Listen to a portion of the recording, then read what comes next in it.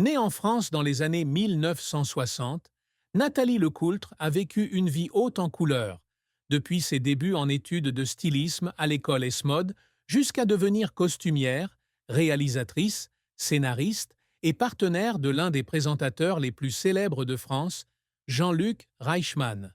Femme aux multiples talents, Lecoultre a non seulement marqué l'industrie du divertissement à travers des projets tels que la série Léo Mattei, Brigade des mineurs, mais est aussi une mère, une épouse et une passionnée de sport, du tennis aux courses automobiles. Derrière son extérieur réservé et son attitude professionnelle, sa vie est une histoire de dévouement, de grands succès et de profonde tristesse. La plus grande tristesse dans la vie de Nathalie Lecoultre fut peut-être le décès de sa grand-mère, Georgette Bourgeois, également connue sous le nom de Mamie Georgette, en septembre 2022, une perte qui lui a laissé un vide spirituel incompressible, la forçant à affronter des jours douloureux et des souvenirs d'un être cher qui l'avait accompagnée au fil des années.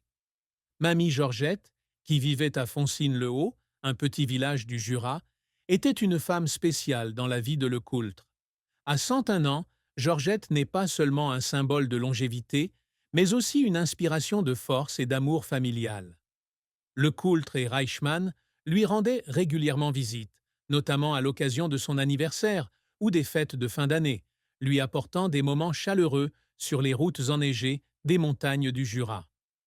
Lorsque Georgette est décédée le 8 septembre 2022, Lecoultre a eu le sentiment d'avoir perdu une partie vitale de son cœur.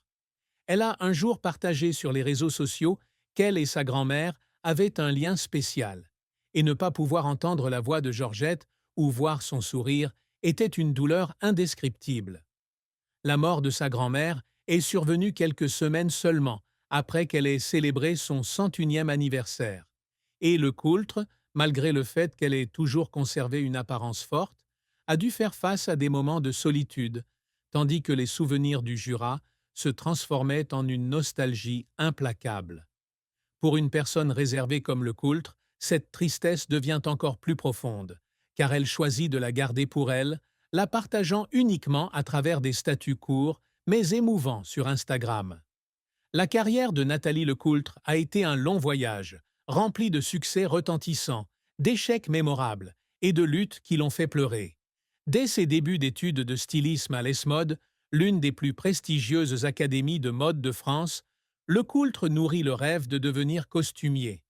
Après avoir obtenu son diplôme, elle entre dans l'industrie du divertissement en tant que créatrice de costumes pour des séries télévisées et des films. L'un de ses projets marquants fut la conception des costumes pour les séries Alice Nevers et Clem, ainsi que pour la pièce L'hiver sous la table de Zabou Breitman, qui lui valut une nomination pour le prestigieux Molière des meilleurs costumes en 2004. Bien qu'elle ne l'ait pas remportée, cette nomination témoignait de son talent à intégrer les costumes à l'histoire, apportant de la profondeur aux personnages et aux espaces scéniques. Le grand succès de Lecoultre est venu lorsqu'elle a commencé à collaborer avec Jean-Luc Reichmann, son partenaire de vie, sur des projets télévisuels et théâtraux. En 2013, elle co-crée avec Reichmann la série Léo Mattei, Brigade des mineurs, une série télévisée sur une équipe de police spécialisée dans les enquêtes sur des affaires impliquant des enfants. Lecoultre n'était pas seulement scénariste et producteur, mais a également été directeur artistique et a réalisé plusieurs épisodes. Cette série, avec plus de 12 saisons et 34 épisodes, est devenue un phénomène sur la chaîne TF1, s'est exportée dans de nombreux pays et a reçu l'amour du public grâce à son message humain et sa narration authentique. Le rôle de Lecoultre dans Léo Mattei est irremplaçable, de la conception des costumes à l'écriture des scénarios, en passant par la garantie que chaque épisode soit intime et significatif. Elle a également écrit les introductions de Reichmann sur les 12 coups de midi, l'aidant à créer des ouvertures humoristiques et engageantes, contribuant à faire de l'émission l'un des jeux télévisés les plus populaires en France, avec des millions de téléspectateurs chaque jour. Outre la télévision, Lecoultre a également affirmé son talent au théâtre. Elle a mis en scène la pièce Nuit d'ivresse de Josiane Balasco en 2018, avec Reichmann dans le rôle principal, et la pièce a été saluée pour son humour et son émotion. Elle a également conçu des costumes pour des films tels que L'homme de sa vie de Zabou Breitman en 2006 et Chica avec André Dussolier en 2010, démontrant sa capacité créative à allier mode et art. Un autre point fort de sa carrière est son implication dans des activités sportives et caritatives. En 2012, elle participe aux 24 heures tout-terrain de France, une épreuve de course exigeante avec le soutien sponsorisé de Reichmann.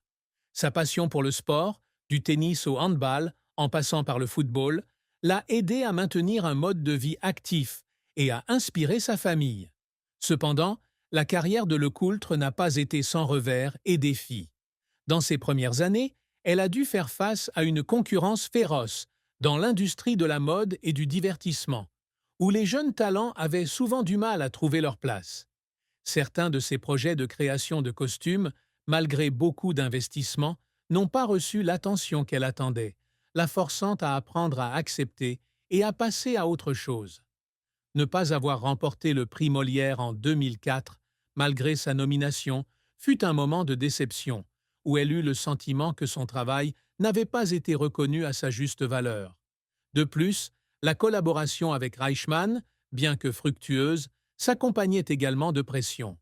En tant que figure derrière son aura, Lecoultre a parfois fait face à des critiques injustes, certains affirmant qu'elle n'avait reçu d'attention qu'en raison de sa relation avec Reichmann.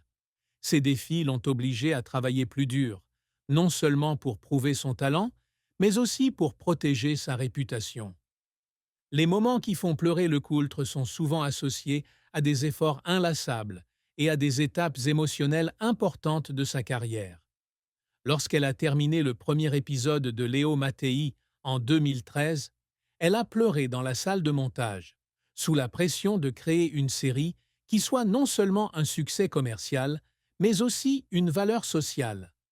Un autre moment fut celui où elle se tenait dans les coulisses, regardant Reichmann jouer dans Nuit d'ivresse en 2018. Voyant le public applaudir sans arrêt, elle ne put s'empêcher de pleurer, car c'était la première fois qu'elle mettait en scène une pièce majeure et qu'elle était témoin de son impact. Cependant, toutes les larmes ne viennent pas de la joie. Après la mort de Mamie Georgette en 2022, Lecoultre a pleuré en retournant dans le Jura pour nettoyer sa maison, où les souvenirs de conversations et de repas de famille sont devenus une douleur inconsolable. Une autre fois, lorsque le chien de la famille Donna est décédé en septembre 2024, elle a pleuré en écrivant ses adieux sur Instagram, se sentant comme si elle avait perdu un ami fidèle qui avait accompagné la famille pendant 12 ans. La fin de vie de Nathalie Lecoultre fut triste avec la mort de sa chienne Donna le 3 septembre 2024. Donna, une chienne adoptée par Lecoultre et Reichmann dans un refuge d'Ajaccio, en Corse, en 2012, était un membre indissociable de la famille. Avec 3 jambes et un esprit résilient, Donna a lutté contre le cancer pendant 3 ans, apportant joie et compagnie à Lecoultre, Reichmann et leurs 6 enfants. Donna n'est pas seulement un animal de compagnie, mais apparaît également dans plusieurs épisodes de Léo Mattei, devenant un symbole de persévérance et d'amour. Lorsque Donna est décédée, Lecoultre a eu le sentiment d'avoir perdu un confident qui avait été témoin des moments heureux et tristes de la famille, des vacances en Corse aux journées chargées sur le plateau.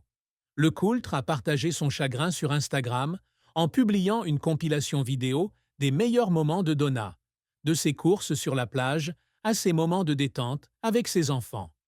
Elle a écrit qu'elle et sa famille étaient profondément attristés, mais aussi fiers que Donna ait vécu une vie pleine de sens, surmontant les difficultés pour apporter le bonheur. La mort de Donna, bien qu'elle ne soit pas la perte d'une personne, fut une triste fin dans la vie de Lecoultre, car elle marquait la perte d'un membre de la famille qui l'avait aidé à trouver un équilibre entre son travail chargé et sa vie personnelle. Après la mort de Donna, Lecoultre et Reichmann trouvent un peu de réconfort en prenant soin de Ziggy, un chaton qu'ils ont adopté quelques semaines plus tôt, mais la tristesse demeure, un rappel de la fragilité des choses qui leur sont chères. L'amour et le mariage de Nathalie Lecoultre sont une belle histoire, mais non dénuée d'épreuves et de chagrins. Elle est avec Jean-Luc Reichmann depuis plus de 20 ans, depuis leur rencontre sur un plateau de tournage au début des années 2000. Leur relation a commencé par hasard, lorsque Lecoultre, récemment revenu des États-Unis après avoir travaillé avec des artistes tels que Johnny Hallyday et Isabelle Huppert, a été invité à participer à un projet avec Reichmann. Au début, elle ne savait pas qui il était et a même dû le chercher en ligne. Cependant, la sincérité et l'énergie de Reichmann l'ont conquise et ils sont rapidement devenus un couple inséparable. Ensemble, ils ont construit une famille réunie de 6 enfants, 3 issus de la relation précédente de Reichmann, Léo, Lou et Lola, et leurs 3 enfants ensemble, Swan, Rosalie